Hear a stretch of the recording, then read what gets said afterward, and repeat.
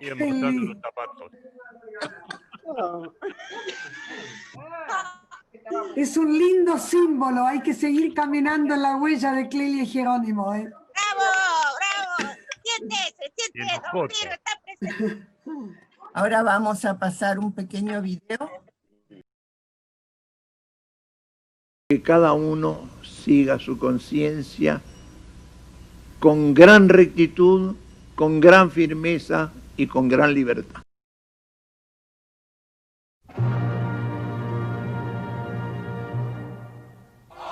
Arriba los pobres del mundo, en pie los esclavos sin mar. Alcémonos todos al grito, viva la Internacional.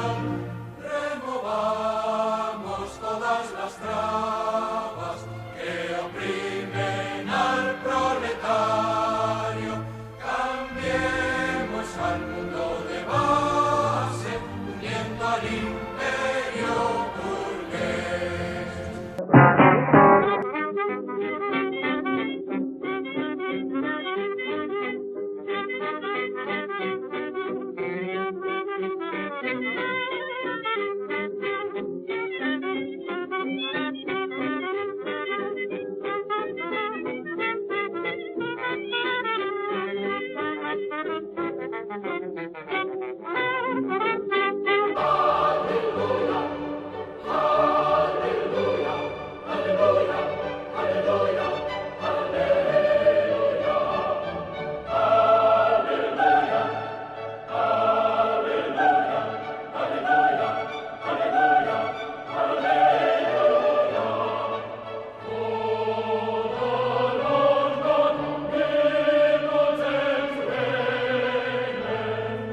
Lo que provocó mi encuentro con Onganía hasta el momento en que un día en la Casa de Gobierno me dijo: ¿quién es el principal enemigo de la Revolución Argentina?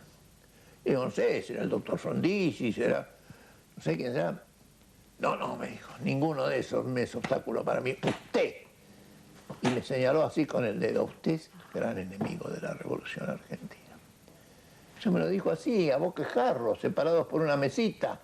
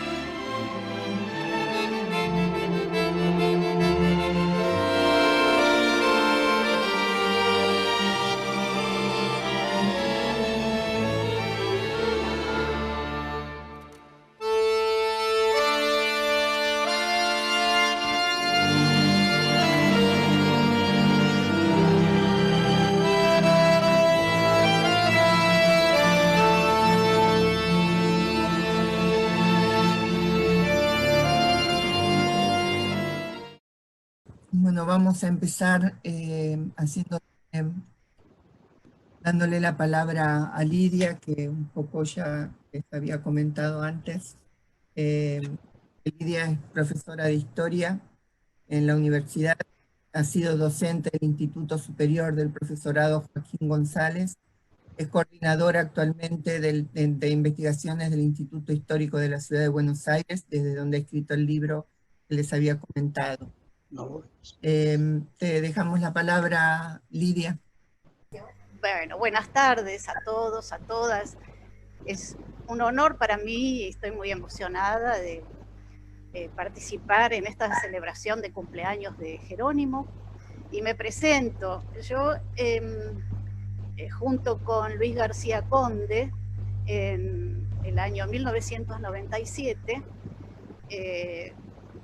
iniciamos un proyecto de investigación sobre la década del 70 y lo encaramos para ver el papel de la Iglesia en ese tiempo.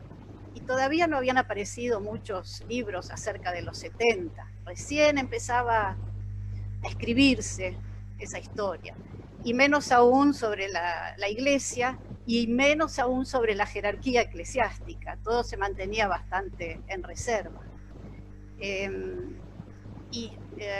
Actualmente ya no trabajo en el Instituto Histórico de la Ciudad, hace unos años, pero en esa época se impulsaban estos proyectos y con Luis conocíamos a Jerónimo por algo de su historia, pero no personalmente. Entonces nos acercamos ahí a la casona de la calle Gaona y nos encontramos con una persona encantadora, generosa, amable, sorprendente para mí, que creo nunca había estado en contacto con un obispo. Y bueno, empezamos a establecer una serie de entrevistas que duraron 1 año y medio, entre el año 1997 y 1998. Una vez por semana, a la hora del té, íbamos a hacer las entrevistas, estaba Clelia. Trabajamos con la cuestión de la historia oral porque pensamos que el testimonio, la voz, Lidia, ¿podés hablar un poquito más cerca del micrófono? Se escucha muy bajo. Está muy bajo. ¿Ahora? ¿Me lo pongo ahora así? Sí. Bueno, lo que dije no se oyó nada. Bueno, bueno, las entrevistas transcurrieron durante 1997 y 1998 con Luis García Conde, con el que terminamos haciendo el libro. Y la historia oral, el testimonio personal, nos permite descubrir, además de los hechos, los entretelones de los hechos, percibir la palabra y percibir el silencio, los gestos, los temblores de voz, las pausas, la gesticulación, que en Jerónimo eran maravillosas. Cuando quería exaltar algo, siempre apuntaba con las manos el relato. Y bueno, a partir del relato de su vida pudimos articular la historia de la Iglesia, bueno, que arranca desde los años 30. Y cuando Jerónimo, de la mano de su padre, fue a las charlas que dio Maritain cuando llegó en 1936. Ese fue un hito para él, el ver una visión más eclesiásticos. Y así nos fue llevando a través de su vida, cuando estuvo en Europa, estudiando Derecho Canónico, en la Europa de posguerra, que lo impresionó de una manera muy particular. Entonces fueron momentos en los que su vida, destinada a ser un brillante miembro de la Iglesia, de la alta jerarquía, terminó siendo un hombre brillante, y su papel en el desarrollo de la Iglesia argentina fue fundamental. ¿Se escucha, no? ¿Sí? ¿Sí? Bueno. Sí, perfecto. Bueno, gracias. Y bueno, la cuestión es que llegamos a los años 60, en 1963, cuando es designado obispo de Avellaneda.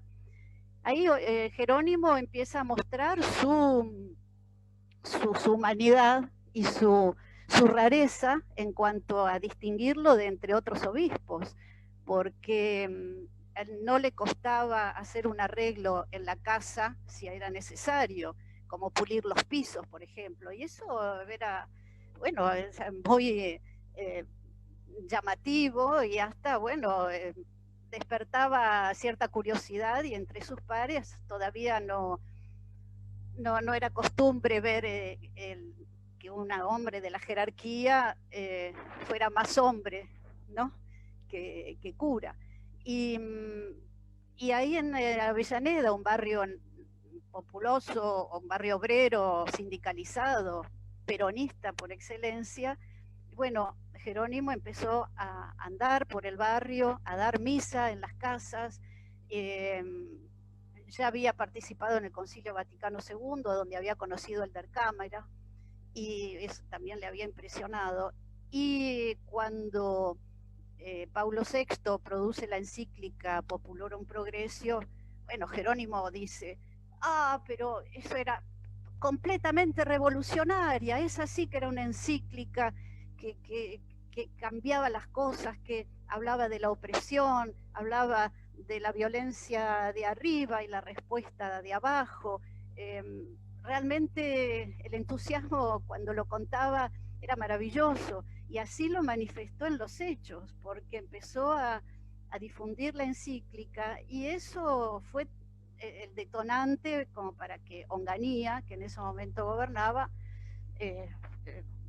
empezara a verlo como un enemigo, porque además cada vez que hablaba, los actos terminaban con la marcha peronista. Entonces la situación se tornaba complicada. Por ese entonces ya había conocido a Clelia, y la revista Así, una revista popular de la época, hablaba del cura enamorado. Y esa fue la excusa que se utilizó para sacarlo del medio, porque se estaba preparando un acto en el Luna Park con un señor llamado Perque Agudo, que tenía una revista llamada Imagen del País. Este señor era delegado de Perón, y en la revista aparecían artículos de Perón, que firmaba como Descartes, artículos del Der Cámara. Bueno, era muy rojo todo, ¿no? Muy rojo y peronista. Entonces, ese acto del Luna Park fue, pusieron una bomba por allí. Entonces, bueno, la excusa de el obispo enamorado hizo que se lo suspendiera divinis. Y bueno, Jerónimo había habilitado la presencia de los curas de fábrica, o los curas en fábrica, o los curas obreros. Digamos que tenía una mentalidad tan humana, tan abierta y tan dispuesta a los cambios que necesitaba la Iglesia, que no solo eso, también ofreció el primer espacio donde en Quilmes, el primer concilio de Quilmes, donde se reunieron los que luego iban a integrar el movimiento de sacerdotes para el tercer mundo. Digamos que Jerónimo era un impulsor, un propiciador, daba apertura y entendía que la Iglesia debía cambiar en sus estructuras. La cuestión de la política, las urgencias políticas del momento, no dieron espacio a la discusión sobre el celibato, por ejemplo, la cuestión optativa del celibato. Estábamos en plenos años 70. Así que bueno, es un tema que se postergó y se sigue postergando. O sea, la Iglesia de los Sueños de Jerónimo todavía tiene algunas deudas.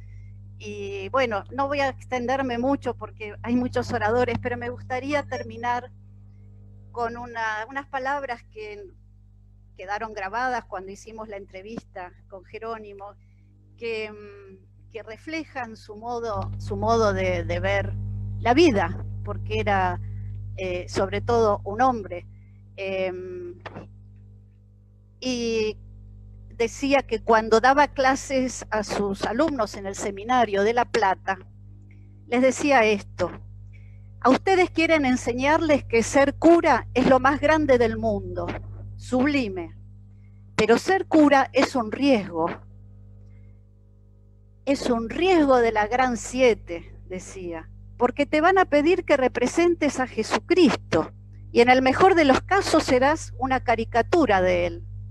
Serás sacerdote en la medida en que seas capaz de entregar tu vida, en lo que sea, en lo que te toque. Lo demás es cartón pintado.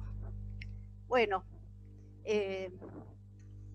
eso es mi recuerdo, mi amor por Jerónimo y por Clelia, su compañera de vida, por habernos recibido y poder hacer este libro que cuando se terminó, estuvimos casi un año preparándolo. Jerónimo ya no estaba aquí, salió en el 2000, un poquito después de su partida, pero lo tenemos como, no una investigación de historia, sino una investigación de vida. Esta es una historia de vida complementada con algunos datos históricos, y que Jerónimo encarnó en sí mismo, en su propia vida, la transformación que estaba esperando para la iglesia. Así que con eso me despido. 1.000.000 de gracias, Lidia, realmente hermosísimo lo tuyo, como siempre, la verdad que sos un sol, y ese libro es maravilloso. Les aviso que está subido en Facebook, está en internet también. Gracias antes de seguir, no, por favor, antes de seguir me gustaría rendirle un homenaje a la partida de este gran hombre que fue don Pedro Casaldáliga. Hoy recibimos la triste noticia que falleció a los 92 años por un problema de dificultades respiratorias. Deja un inmenso legado en la historia brasileña de la lucha por la reforma agraria, los derechos de los pueblos tradicionales y contra la dictadura militar. Fue uno de los fundadores del Consejo Nacional Indígena de Brasil. Su defensa de los pueblos originarios le costó en más de una ocasión sufrir amenazas de muerte, pero Casaldáliga jamás abandonó la Amazonía. Fue uno de los líderes más influyentes de la Iglesia Católica en Brasil y en América Latina de las últimas décadas. Él decía: malditas todas las cercas, malditas todas las propiedades privadas que nos privan de vivir y amar, malditas todas las leyes que trajeron unas manos para sostener cercas y bueyes, esclavizar la tierra y esclavizar a los humanos. Al final del camino me dirán: ¿has vivido? ¿Has amado? Y yo, sin decir nada, abriré el corazón lleno de nombres. Primero sea el pan, después la libertad. La libertad con hambre es una flor encima de un cadáver. Con esto le rendimos homenaje a don Pedro. Y nada, estará arriba con Jerónimo y con Clelia, conversando, estarán y con Elder, todos juntos. Así que bueno, ahora le vamos a...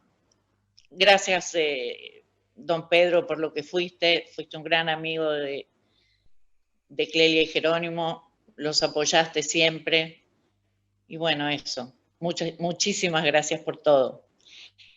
Ahora le vamos a dar la palabra a Leonardo Boff. Todos sabemos quién es Leonardo Boff. Para los que no lo saben, es uno de los principales referentes de la teología de la liberación y de la teología de la ecología, decimos nosotros. No sé si está bien dicho o no, pero no importa, a mí eso de la teología de la ecología me gusta, me parece que es importante. En el 85 él fue censurado por el Papa por su libro Iglesia, Carisma y Poder. Que bueno, después más adelante le sacaron las censuras. Bueno, nada, eso. Leonardo, te dejo la palabra y te agradecemos todas nosotras de todo corazón lo que fuiste en la vida de Clelia y Jerónimo. Sí, muchas gracias. Quiero saludar a todos y a todas que están presentes y que están acompañando. Y efectivamente formamos aquí lo que la canción dice: somos tantos hermanos que no se puede contar. Estamos aquí como hermanos. Y para mí es una alegría participar de esa celebración de los 100 años de Jerónimo. Porque Jerónimo se quedará en la historia de América Latina como un profeta que ha anticipado lo que va a ser la iglesia, porque la iglesia va a desarrollarse en el sentido de abrir sus espacios de participación, que la jerarquía no puede ser solamente la que detiene el poder de animar la comunidad de la fe, sino que los sacerdotes, los obispos, juntos con sus compañeras, pueden animar la fe y puede estar en la iglesia. Y yo veo en Jerónimo un profeta que anticipa el tiempo. Y al mismo tiempo, una persona que nos da un sentido de profunda humanidad. Si hay algo que hace falta hoy en el mundo, es el sentido de humanidad. No somos humanos, no nos tratamos humanamente. Y Jerónimo, yo lo conocí por la primera vez en Brasilia, junto con Clélia, en el encuentro de sacerdotes casados. Después estuve en mi casa con Clélia, charlando largamente sobre los destinos de la iglesia, los sueños que él tenía. Él soñaba con una iglesia abierta, una iglesia realmente de hombres y mujeres, y no solamente de hombres que comandan, que detienen el poder, sino una iglesia comunión, pueblo de Dios, donde todos participan. Y lo que me impactó en Jerónimo era su profunda irradiación de serenidad. Un hombre profundamente sereno, lo que significa que mantenía un diálogo profundo con su yo interior, con su fe, con su esperanza. Y uno no puede pensar en Jerónimo sin pensar simultáneamente con Clélia. Clélia y Jerónimo es una pareja que están siempre juntos, han soñado juntos, luchado mucho, han vivido en el exilio, se han expuesto a la persecución en defensa de los derechos humanos, en las denuncias valientes contra la dictadura, que era muy dura en Argentina. Y entonces, para mí, Jerónimo está en la línea de los grandes profetas, como Erdel Cámara, como Evaristo Arns, y como especialmente Casaldáliga, que ahora, yo diría teológicamente, que acaba de nacer, porque la vida es un nacer lentamente en prestación hasta acabar de nacer y junto a Dios. Quiero recordar una frase de José Martí que decía: morir es cerrar los ojos para ver mejor. Casaldáliga cerró sus ojos para ver mejor a Dios, a Clélia, a Erdel Cámara, que lo amaba tanto, a todos que lucharon con él. Entonces viven en la comunión de los santos. Y él está presente aquí, porque los que amamos y él vive en la comunión de los santos no son ausentes, son solamente invisibles, pero están presentes. Entonces, Jerónimo está presente en esa conmemoración por sus 100 años. Y yo quiero escuchar a otros hermanos y hermanas con sus testimonios y darle gracias a Dios porque ha sabido abrir caminos y mantenerse fiel a esos caminos dentro de un espíritu evangélico más allá de las leyes. Ley del celibato, que es una creación de la Iglesia romano-católica. Hay 24 iglesias católicas, 24 diferentes iglesias católicas, todas católicas, la armena, la maronita, la caldea, todos ellos tienen sacerdotes que son casados, que no están sometidos a la ley del celibato. ¿Por qué nosotros, no abrimos ese espacio de comunión, de humanización, de, yo no diría complementación, porque cada uno es completo, pero el amor que uno une al otro es siempre fecundo, está en la línea de lo que es Dios como amor. Y eso lo vivió Jerónimo y Clelia en profundidad como un testimonio para toda la iglesia, en ese sentido que lo veneramos y lo ponemos entre los grandes obispos valientes que han abierto camino y han anticipado lo que va a la iglesia del futuro.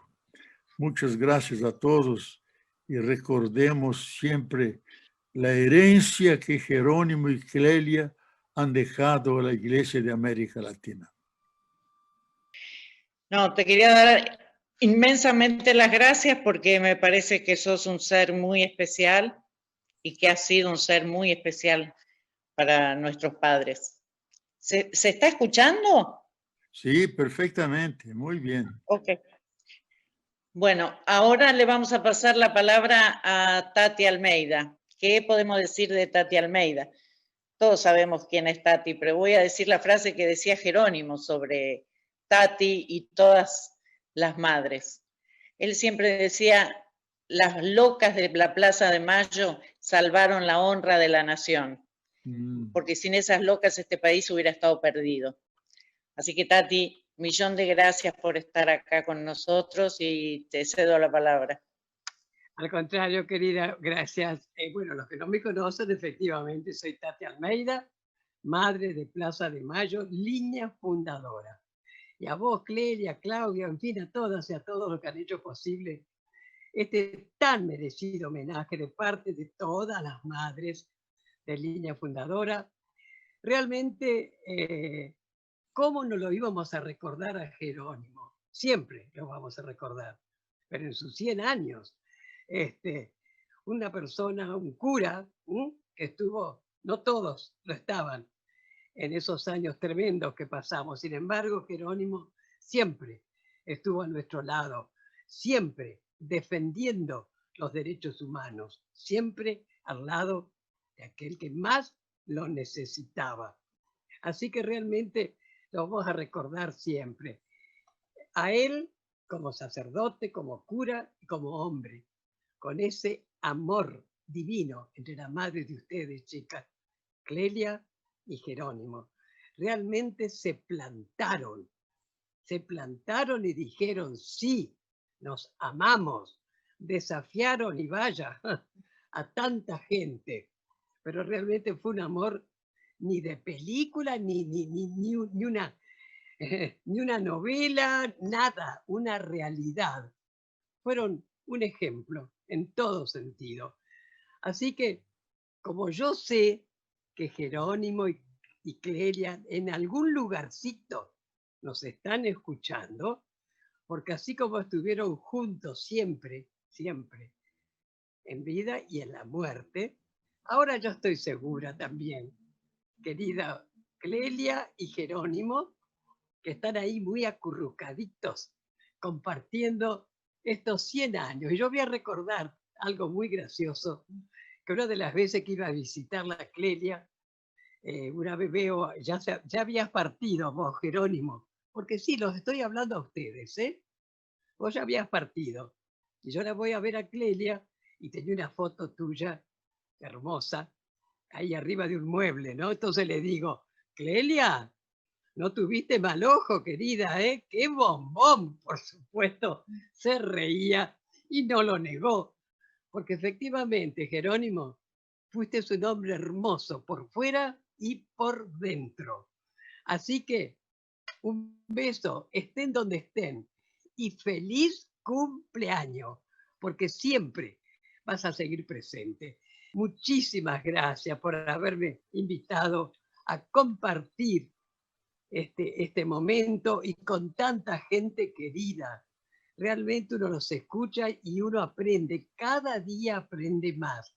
Pero lo hermoso es que todas y todos los que estamos acá y los que no están, el recuerdo que tenemos de Clelia y de Jerónimo. Así que chicas, chicos, a todas y a todes, hasta pronto, ¿eh? Y gracias, muchas gracias, ¿eh? Chao, chicas.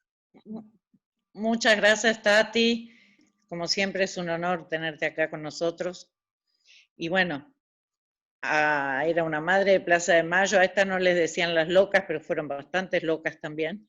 Le vamos a dar la palabra a Estela, que bastante locas, ojo, no lo tomen a mal, es en el sentido, sabemos todos en qué sentido.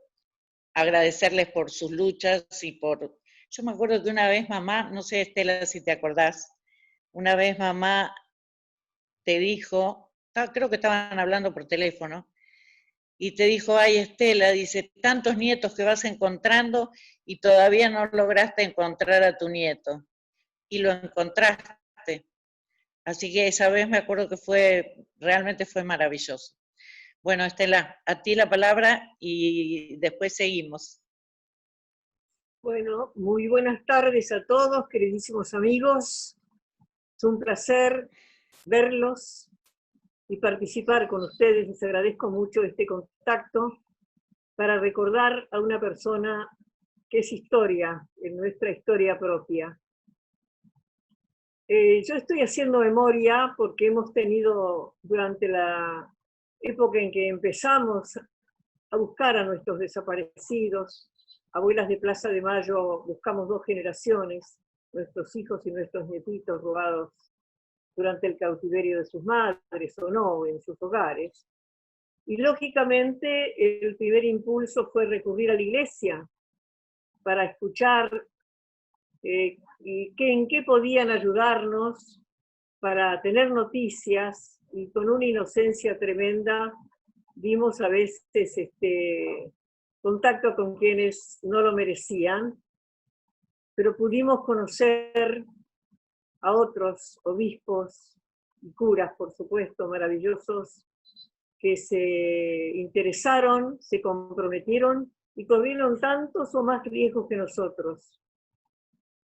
Yo no conocí personalmente a Podestá, porque seguramente la vida no me llevó en ese camino de búsqueda a contactarme con él, sí, con Monseñor Novak, en Brasil con Monseñor Arns, querido amigo que nos abrió la puerta de su iglesia, y otros que son los venerados por la historia de los católicos y también del mundo entero. Lo conocí a través de Clelia, una queridísima amiga que extraño día a día, porque su espíritu de acompañarnos en esta búsqueda, en esta lucha que ya lleva 43 años, fue con su amistad, con su presencia. A veces yo estaba en la sede de abuelas en mi escritorio y estaba ella sentadita esperándome en el living para hablar, conversar, hablar de nuestras vidas, de nuestra salud, de nuestras necesidades, y muchas acciones que ella me pedía que hiciera para que la iglesia de nuestro país nos comprendiera, nos acompañara, y bueno, ese contacto también como una amiga que aconseja en la salud. En fin, a ella la conocí y nos vimos muchísimas veces. Nos acompañamos a algunas consultas médicas, o sea que era una hermana para mí.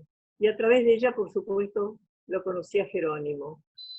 Me da pena pensar que no pude estrecharle la mano, mirarle sus ojos y ver su transparencia, que seguramente no la habría perdido nunca. Pero estas personas son los que representan la iglesia que queremos. Son las personas que invitan a los que han descreído por ciertas circunstancias a volver. Y ahora, bueno, con un amigo de él, el Papa Francisco, tenemos la voz también de Jerónimo, porque eran tan compañeros. Clelia me contaba que lo acompañó en sus últimos momentos a Jerónimo, el Papa Francisco.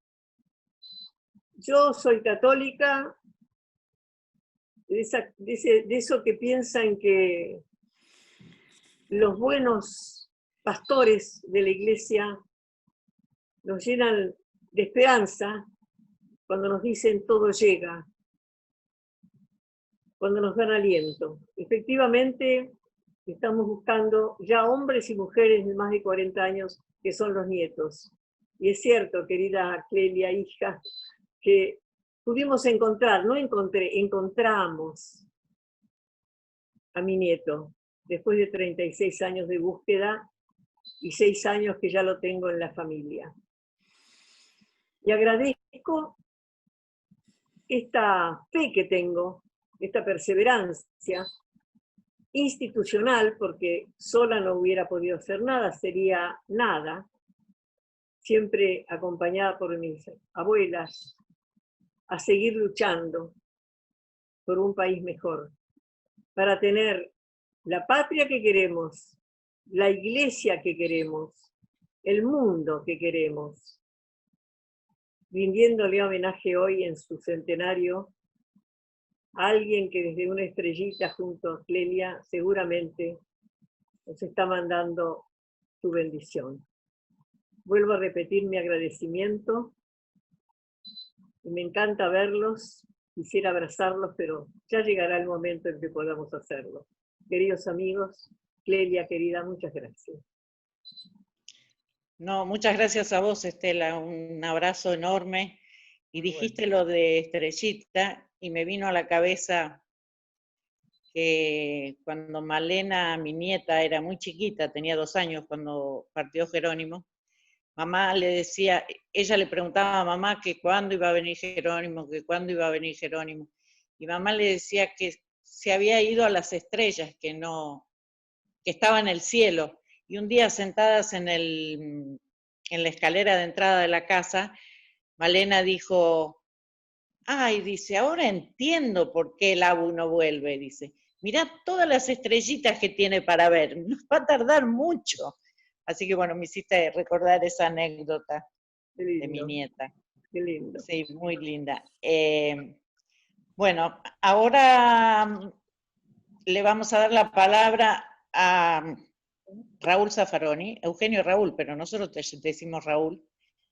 Raúl, para los que no saben, es ex juez de la Corte Suprema de Justicia y actual juez de la Corte Interamericana de Derechos Humanos. Él conoció muy bien la historia, claro, la conoció mucho a mamá, lo conoció a Jerónimo también, y él fue el que inició en el INADI el juicio que inició mamá porque la Cancillería no le quería pagar la pensión de Jerónimo porque decían que los obispos no se casaban, entonces que y lo que decía Raúl siempre era que a él no le importaba lo que dijera la religión. Jerónimo era un ciudadano argentino, mamá era una ciudadana argentina y tenía todo el derecho de cobrar su pensión.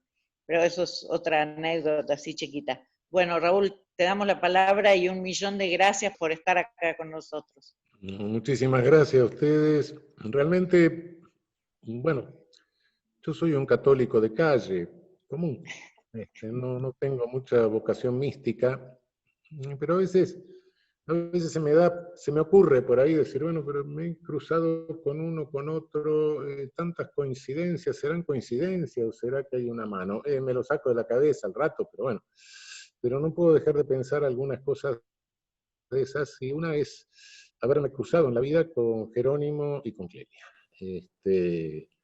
Efectivamente, y bueno, no he conocido a don Pedro Casaldáliga, he leído algunas cosas de él, aquella sensibilidad particular con que escribía algunas cosas sobre el Certao, etc.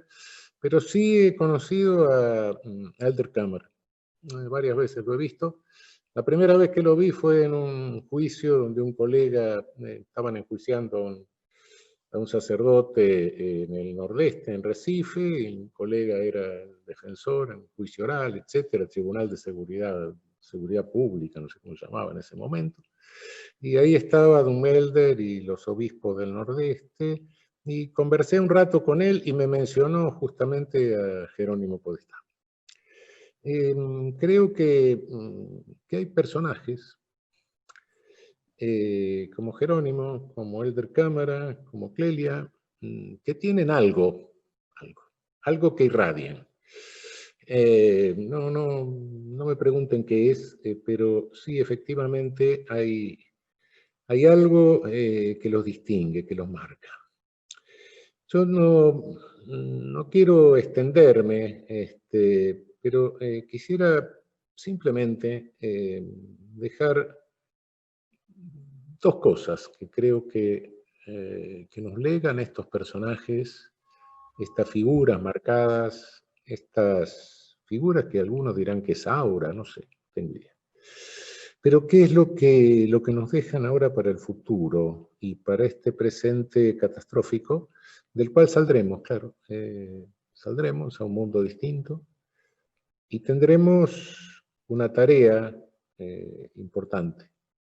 Es la tarea de definir la sociedad que queremos después de este desastre.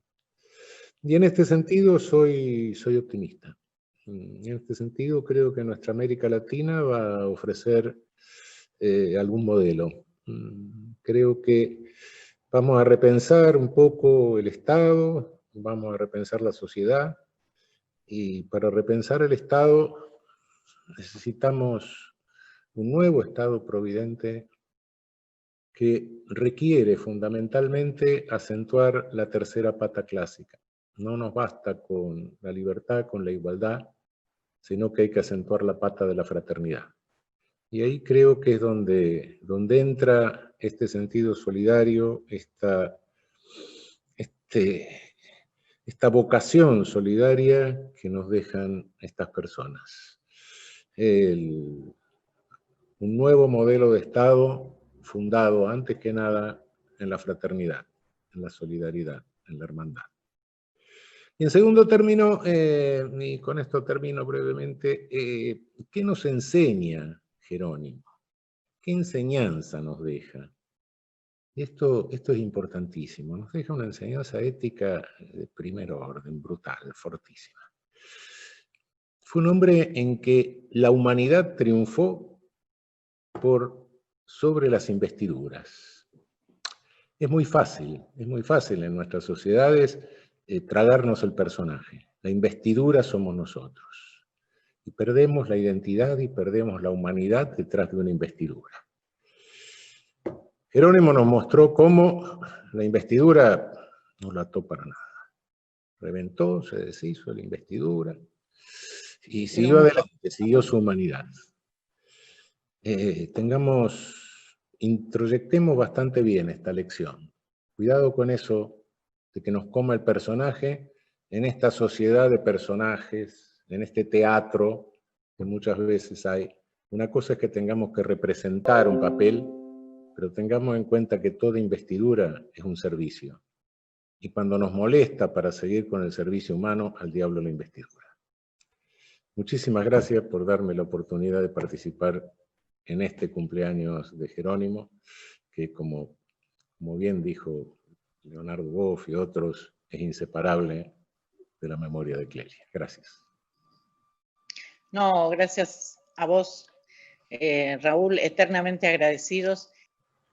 En el Facebook de TV Sindical no está saliendo y en el Facebook de Clelia y Jerónimo tampoco. César, ¿sabes algo? Y hay mucha gente mirando. Ahí empezó, TV Sindical está bien ahora, me dicen. Y hay mucha gente sin internet. Ok, entonces lo que vamos a hacer es lo siguiente. Vamos a seguir como estábamos y lo vamos a subir después. Vamos a subir la transmisión completa acá en el Facebook para que la puedan ver los que están con problemas de internet. ¿Se me escucha? Perfecto, muy bien. ¿Sí? Ok. Bueno, te decía, muchísimas gracias, Raúl, y siempre estás con nosotros. Siempre estás acá, siempre sos una maravilla. Ahora le vamos a dar la palabra a Adolfo Pérez Esquivel. al gran Adolfo Pérez Esquivel también. El otro día estaba mirando unos archivos y unos documentos y había una foto en la que estabas vos, Adolfo, con Ortega Peña, con Frondizi de esa época. Vos sabés quién fue Jerónimo desde que empezaste vos también con la lucha por los derechos humanos. Para los que no saben, Adolfo Pérez Esquivel es Premio Nobel de la Paz por su compromiso con la defensa de la democracia y los derechos humanos por medios no violentos. Así que ahora, Adolfo, te damos a vos la palabra. Sabemos que fuiste un gran amigo y un gran apoyo de Clelia y Jerónimo. En primer lugar, me alegro de estar con ustedes, de poder compartir estos momentos, ver sus rostros. Muchos me recuerdan cosas. Y la Iglesia en su caminar tiene muchas luces y sombras, de antes y de ahora. Y lógicamente en esas luces hay muchos referentes, hombres, mujeres, que lucharon por la libertad, lucharon por la espiritualidad también de nuestro pueblo. Y muchos dieron la vida para dar vida, sembraron nuestro continente. Y cuando sentía conversar a muchos de ustedes, a Leonardo, recordaba también a este amigo que se acaba de partir. Como dice, acaba de nacer Pedro Casaldáliga, que recordaba que Tomás Balduino, el obispo de Goiás, era piloto, íbamos en su avioncito que parecía de papel hasta San Félix de Araguaya y navegábamos por el río Araguaya, íbamos a visitar las comunidades de la Pirapé. Y bueno, esos encuentros son inolvidables, como también son inolvidables los encuentros con Jerónimo. Hoy recordamos, pero que siempre está presente, va más allá de una fecha. Y recuerdo que Jerónimo nos acompañaba en las marchas, teníamos charlas, y Clelia estaba siempre ahí presente.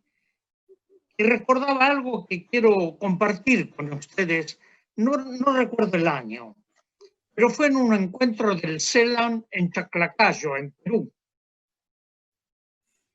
Y estábamos ahí con don Eldar Cámara y Clelia quería hablar con don Eldar porque quería arreglar un encuentro con Jerónimo. Bueno, cuando entró Clelia no la dejaron pasar, querían expulsarla. Y Clelia ahí firme pidió hablar con don Eldar. Yo me acuerdo que estaba con Gustavo Gutiérrez, ese teólogo peruano, compañero también de caminada. Y don Eldar, cuando le dijimos, don Eldar, mira, está Clelia que quiere hablar contigo porque quiere hablarte de Jerónimo. Y al final, don Eldar se levantó y atrás muchos obispos para impedir el encuentro con Clelia.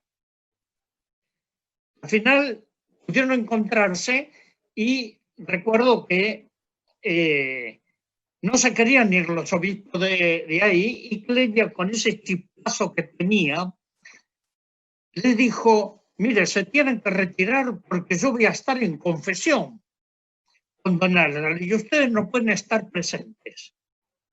Así que tuvieron que salir. No tuvieron que salir y hablaron ahí. Así que no quiero señalar esto porque Jerónimo fue expulsado, pero él nunca se fue de la iglesia. Nunca se fue de la iglesia. Él siempre permaneció con eso, dice, soy sacerdote para siempre. Y ahí estaba, luchando defendiendo los derechos humanos en el exilio, era un trotamundos, porque tuvieron que ganarse la vida como podían.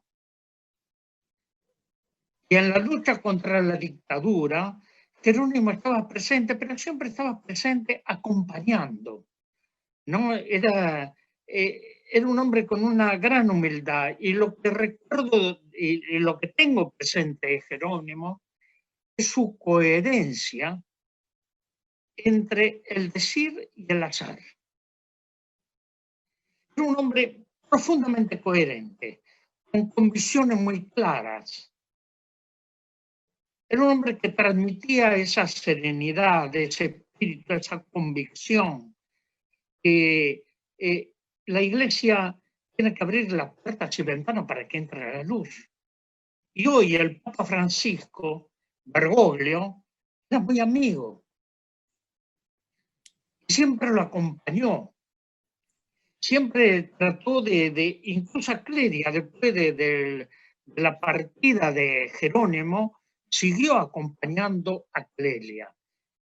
Y Clelia me contaba que se comunicaban telefónicamente seguido. Y le voy a contar lo que me contó Clelia en un momento. Me dijo, cuando Bergoglio viajó a Roma, fue y saludó a Clelia, dice, bueno, a la vuelta nos vemos. Y Clelia le dice, no, no nos vemos, no nos vamos a volver a ver, porque vas a ir y no vas a regresar por muchos años aquí. Y ahí cuando lo ordenan papa, fue profética la voz de Clelia, ¿no? Ese momento de decirle a Bergoglio, no vas a regresar por muchos años. Entonces, creo que todo esto, esta memoria, tenemos que hacer memoria, porque yo siempre digo que la memoria no es para quedarse en el pasado. La memoria nos ilumina el presente y es a través del presente donde podemos construir y generar la vida. Y eso también es la esperanza. Lo que decía Raúl hace un momento, la fraternidad, la unidad. Estamos en camino, no tenemos fórmulas. Estamos en camino de construir un nuevo amanecer. Y recuerdo algo que me mandó Pedro Casaldáligo hace ya un tiempo. Y me mandó un antiguo proverbio que dice, la noche más oscura es cuando comienza el amanecer. Y creo que siempre tenemos que tener esa mirada del amanecer. Esto que nos ha enseñado y que nos han abierto camino gente como Jerónimo, como Don Eldar, como Ars, con tanta gente, con las hermanas, Alido Mondi, Aní Duquet, estos mártires que estamos recordando, que no son muertos para mí, son semillas de vida, han vuelto a nuestra vida y nos marcan el camino. Así que no hay que desesperar, no hay que perder la esperanza. Creo que estamos en camino, nadie tiene fórmulas aquí, pero sí tenemos testimonios, tenemos vivencias que nos tienen que ayudar a aprender a vivir, aprender a compartir el pan y la libertad. El pan que alimenta el cuerpo no es suficiente, pero el pan que alimenta el espíritu y la libertad, porque sin libertad no podemos amar. Y sin amor este mundo pierde sentido. Y esto es el amor que los unió y que los une a Jerónimo y a Clelia y que nos transmiten también a cada uno y una de nosotros ese mundo y esa esperanza. Así que quería compartir con esto. Tenemos muchas otras cosas para pensar en Jerónimo, en Clelia, en todo lo que nos dejaron, pero creo que lo fundamentalmente es esto, es la fuerza de amar, es la fuerza que transforma la vida que nos enseña a tener otra mirada, y con todo esto que pasa de la pandemia, tanta muerte, tantas locuras, tanta gente inhumana, siempre hay una luz, hay una esperanza que nos impulsa a transformar y construir. Este es el mensaje que nos ha dejado Jerónimo, Clelia, Pedro Casaldáliga y todos estos hermanos y hermanas que siguen presentes en nuestras vidas. Gracias, Adolfo. Es una maravilla lo que contaste. Me hizo acordar a muchos encuentros con Don Elder y bueno, con mamá y Jerónimo, uno de ellos en Milán, que habían quedado yo estaba viviendo en Italia, y habían quedado con Don Elder en ir a almorzar juntos, o sea que nos tomamos el tren tempranísimo en la mañana y con una ilusión bárbara, y él estaba dando había una misa, un encuentro, y cuando terminaba ese encuentro se iban a ir a almorzar con Don Elder, que siempre en momentos que podían encontrar en la vida lo buscaban, y me hiciste acordar con lo que contaste de Gutiérrez y demás. La cuestión es que llegamos y bueno, no le prohibieron a Don Elder almorzar con mamá y Jerónimo. Solamente después de varias discusiones y cosas, los dejaron, estaba sentado en el primer banco Don Elder, y pobrecito, estaba como... y en ese momento, al final le dijeron, bueno, 5 minutos, y ellos no me habían visto a mí.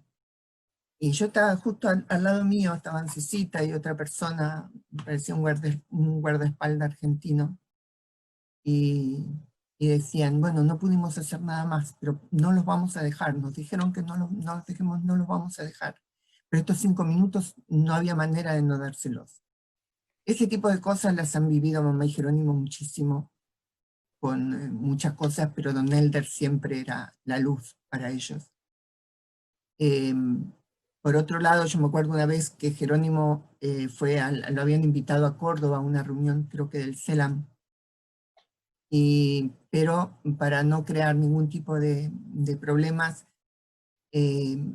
decidieron que iba a ir él solo, sin mamá, por primera vez. Al día siguiente vemos que Jerónimo volvió. Si Jerónimo estaba, varias personas se retiraban del CELAM. Estas cosas, no sé si dar nombres, pero bueno. Estas cosas las han vivido muchos, nosotros hemos visto muchísimo el dolor en estas cosas, y creo que estas cosas no pueden suceder más. Clelia, sí. Ay, Clarita, te emocionaste, mi amor. Y es cierto, a todos nos emocionan esas cosas, porque hay una anécdota también que decía, Jerónimo le decía a mamá, ¿cómo puede ser que nosotros tengamos 6 hijas, todas ateas? Mamá le decía, no, son agnósticas, no ateas. Y nosotros decíamos, con lo que vivimos adentro de la iglesia, perdón, pero nosotros que la vivimos de adentro, ¿cómo íbamos a hacer para no ser agnósticas o ateas, no importa? Así que bueno, esas eran las cosas y esa es una de las tantas injusticias que sufrieron. Bueno, no voy a seguir hablando porque no. Ahora le vamos a dar la palabra. Verlo volver a Jerónimo. Fue verlo volver a Claro, Jerónimo. era muy triste, él volvía con su valijita súper triste porque no lo habían dejado. Sí. Pero él en cada cuestión, en cada situación de la iglesia, siempre estuvo presente.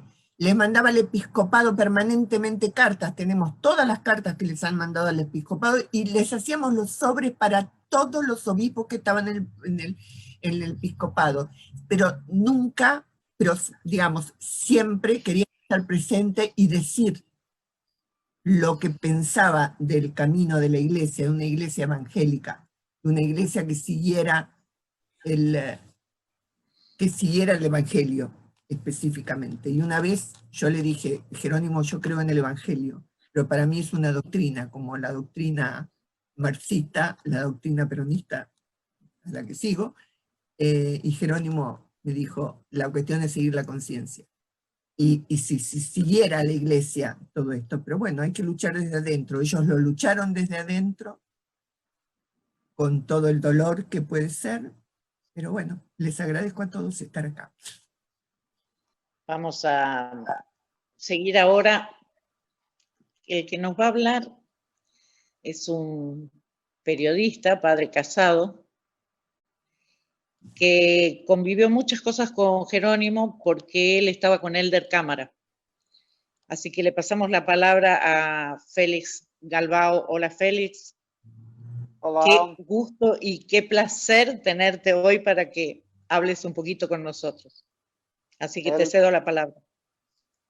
El placer y honor es todo mío, que agradezco la invitación de ustedes para participar de esa homenaje a Jerónimo.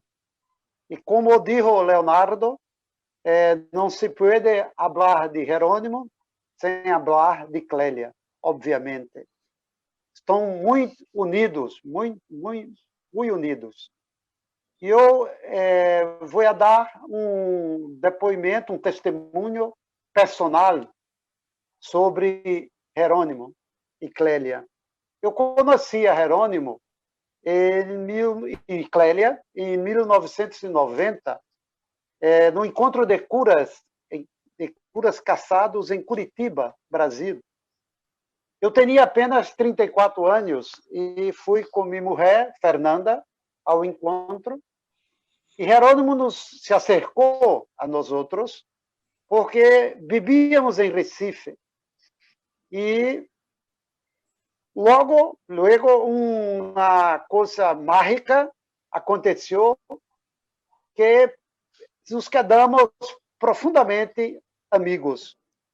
E uma coisa nos unia, uma coisa era que estávamos juntos, era Dom Helder Câmara.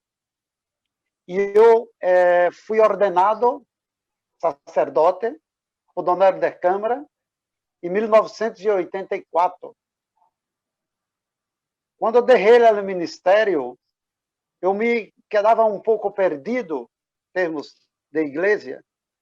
E ao encontrar Jerônimo, e eu identifiquei Jerônimo como o meu, e ele disse várias vezes, tu és meu obispo. E um ano depois, eu estive na Argentina, em Buenos Aires, na casa de Jerônimo, conheci a Buenos Aires num passeio, nas calles de Buenos Aires com Jerônimo, e nós outros falávamos muito sobre Helder Câmara. No ano seguinte, ao final deste encontro em Buenos Aires, Clélia me encarregou de entregar uma paloma a Helder Câmara com uma carta. E eu estuve, quando eu voltei a Recife, eu fui levar a carta, entregar a carta e a paloma a Dom Helder. E foi muito interessante que Dom Helder estava solo em sua casa, na sua oficina, solamente. Eu entrei. E quando eu lhe digo, Dom Helder, eu estive em Argentina com Clélia Jerônimo. Largo sorriso. Ele mudou a fisionomia. e me agradeceu muito pela entrega desta paloma. Então, a partir daí, houve várias vezes que Jerônimo e Clélia veniam a Recife, onde vivo, para visitar a Helder Câmara, seu grande amigo. E eu tive a graça, o honor de presenciar esses encontros, essas charlas, com muita sabedoria, espiritualidade, e ver como Helder e Jerônimo se completavam, como Helder e Jerônimo se gostavam, eram amigos, e também como Jerônimo admirava a Helder Câmara. Era um ser. Recordo o que Clélia dizia, que ela dizia que o encontro com Helder Câmara foi um encontro misterioso, misteriosamente profundo, com este ser de luz.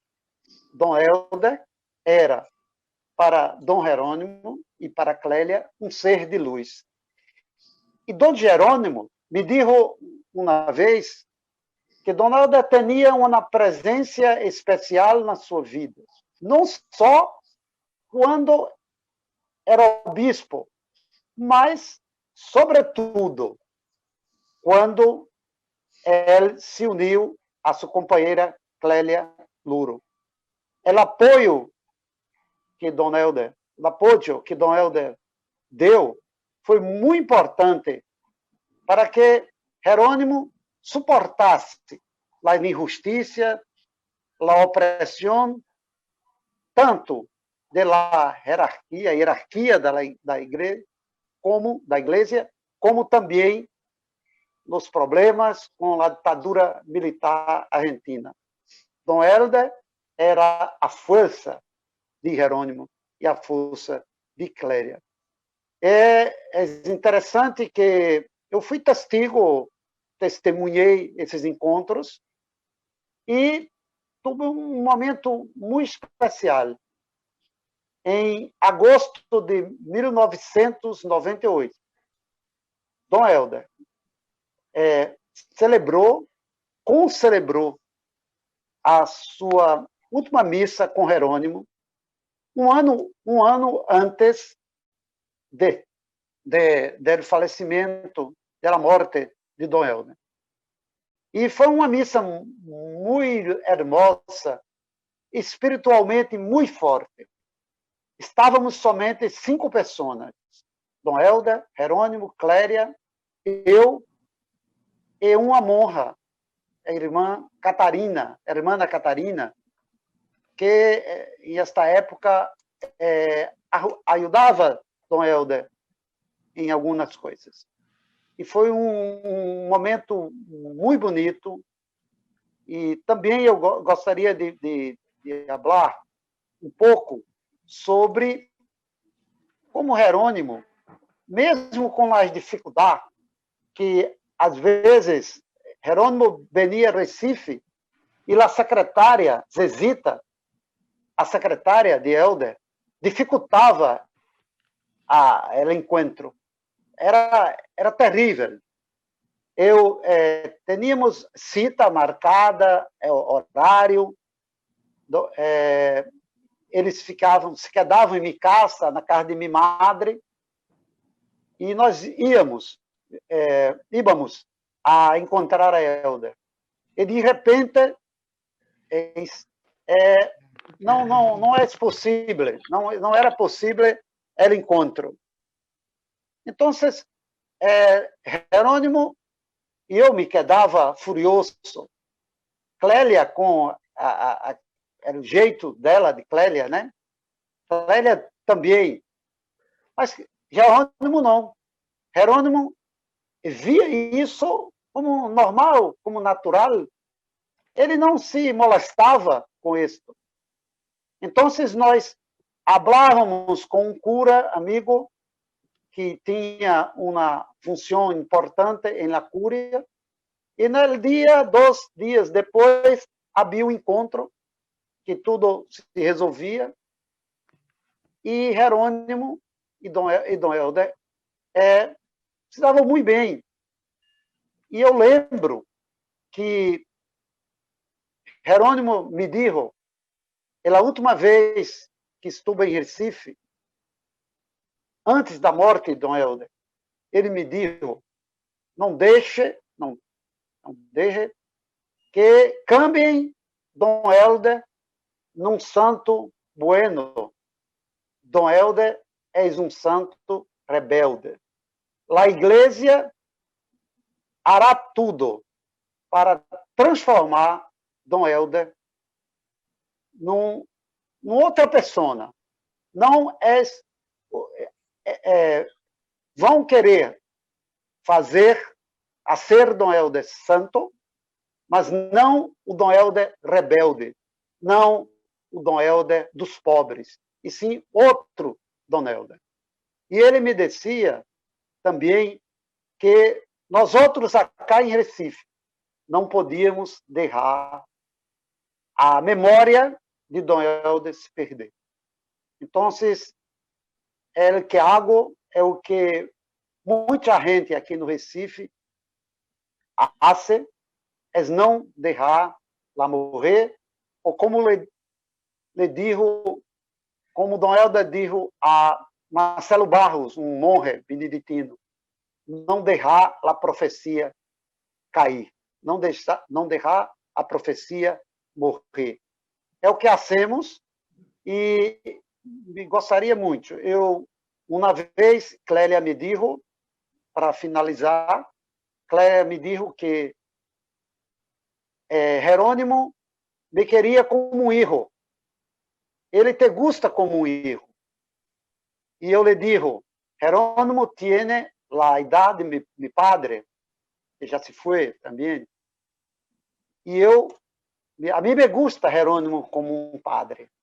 Para mim era um ser de luz também. Jerônimo foi, na minha vida, um ser de luz, e que tive o honor de conhecer e conviver bons e agradáveis momentos em Recife, nas suas visitas a Helder. E, para finalizar, eu gostaria de falar apenas um pouco, rapidamente, da importância que Jerônimo tinha para o movimento de curas casados no Brasil. E de uma carta que Jerônimo escreveu a Helder em 1984. Jerônimo disse: confesso que quando a Igreja me coloca em marginação, me pone ipso facto em situação de contestário, para assim cumprir a consciência, minha missão de sacerdote e de obispo. Em minha condição atual, não puedo atuar em consciência, sino como contestatário. Este é um tema de grande profundidade teológica. São as atitudes da Igreja equivocadas, autoritárias, pouco caricativas, as que provocam contestação e rebeldia. Viva Jerônimo, viva Helder, viva Pedro Casaldáliga. Muito obrigado. É uma graça muito grande poder falar com todos vocês, rever todos os amigos. Muito obrigado. Muchísimas gracias. Un abrazo grande para vos, para tu mujer y para todos los amigos de Brasil y de Recife. Vamos a seguir con Ramón Alario. Ramón Alario es el presidente de la Federación Europea de Sacerdotes Casados y sus Esposas, que, discúlpame, Ramón, pero no me acuerdo cómo se llaman ahora. Sé que ahora tienen otro nombre. Pero tú estuviste desde el inicio que hicieron la federación en la Federación Internacional, así que quiero que nos des un pantallazo cortito sobre Jerónimo y sobre lo que significó para ustedes toda esta historia de la pelea por el celibato opcional y demás. ¿Estás por ahí, Ramón?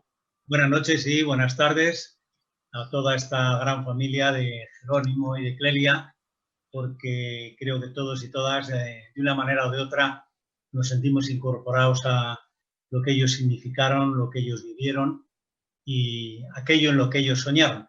Y un matiz de entrada: no soy presidente de la Federación Europea, he sido y sigo siendo secretario de la Federación Europea y estoy en el origen de todo este movimiento internacional de los curas casados desde el principio.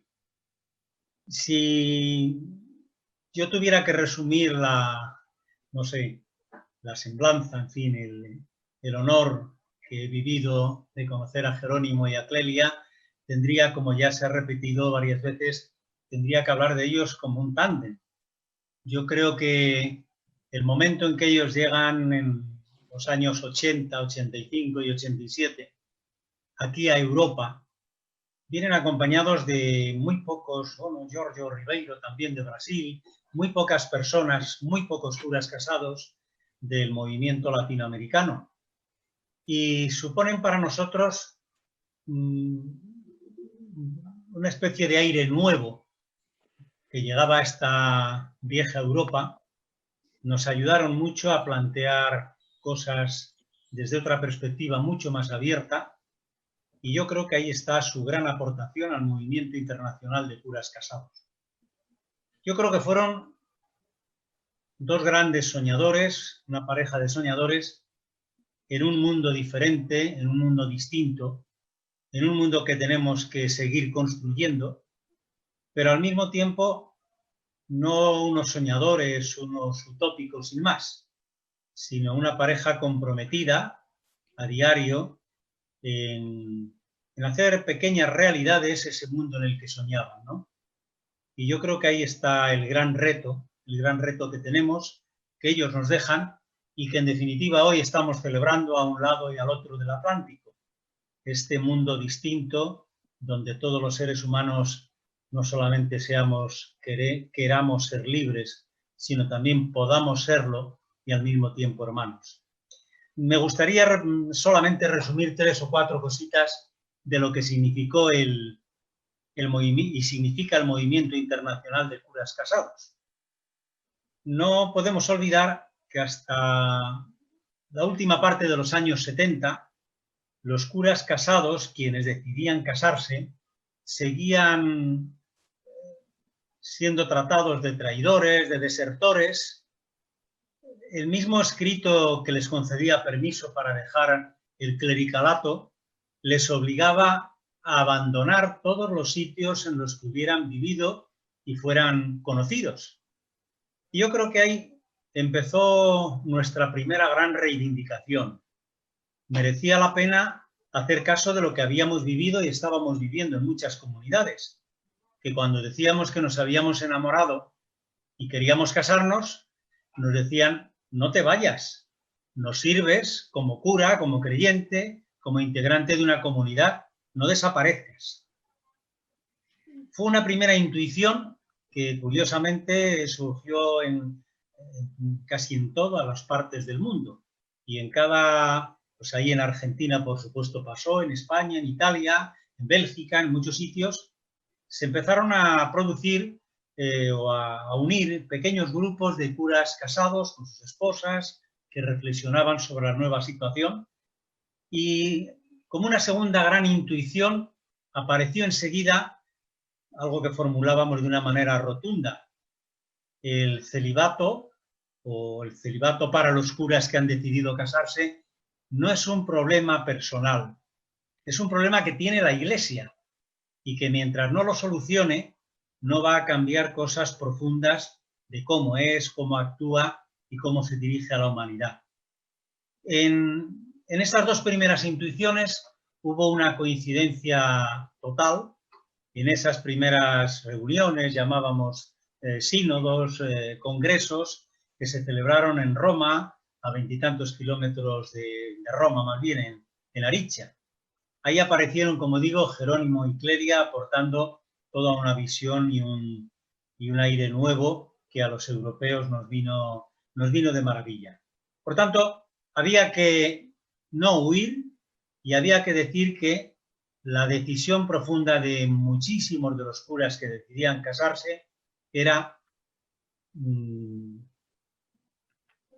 devolver el problema a la Iglesia, a la jerarquía. Decir, esto es un tema que hay que solucionar. No se puede seguir ocultando, no se puede hacer como si no existiera.